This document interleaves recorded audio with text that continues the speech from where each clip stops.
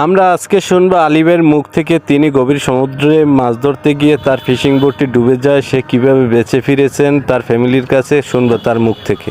আমরা হাতুর শিখত বোট হ্যাঁ হ্যাঁ, কেমনে ডুবছে বোট? বোট তলায় কেমনে কইতে রে নেই আমার তো মনে নেই। বদলু গাছের গদিতে মাছ দেব হ্যাঁ, এরাও বড় মাঝিয়ে লেগেটা।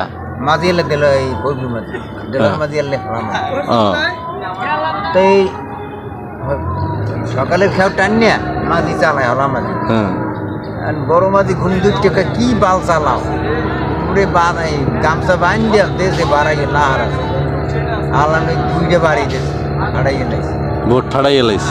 হারাইয়ে লাইছে মিস্ত্রি লইছে কি এর মধ্যে যাই যেতি হ্যাঁ বেশি ডুবে গেছে।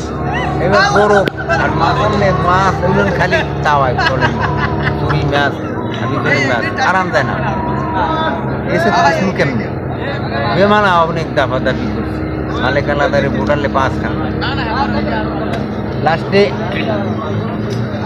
ওটা প্রথম আগিল হান দিকে পানির মধ্যে এই সময় আমরা নামি না আমরা ওই উপরে উঠছি পাঁচই কোথায় উঠছে মানে ভয় করে চাইলে নিচে ভ্যান করতে আছে ইঞ্জিল বন্ধ হয় না আর লাফাই পরে কোন সাহসে মানে ওই পাশের বোর্ডে খালি বলায় ভাই নামের ভাই মরিয়ে দেবে এই শেষ সবাই লাফাই পড়ছে লাস্টে দেলার মাঝি আমি বদলু মাঝি কিলোই লাফাই পড়ছে।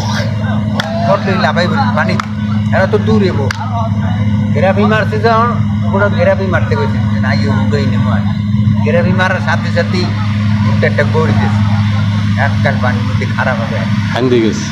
পরে আপনারা উঠছেন অন্য বোটে, হয় পাশেই বোট আছে। পাশেই বোটার ওই সবাই উঠতে আবহাওয়া খারাপ এমনি তো মারা যায় না কেউ। না কেউ মারা যায়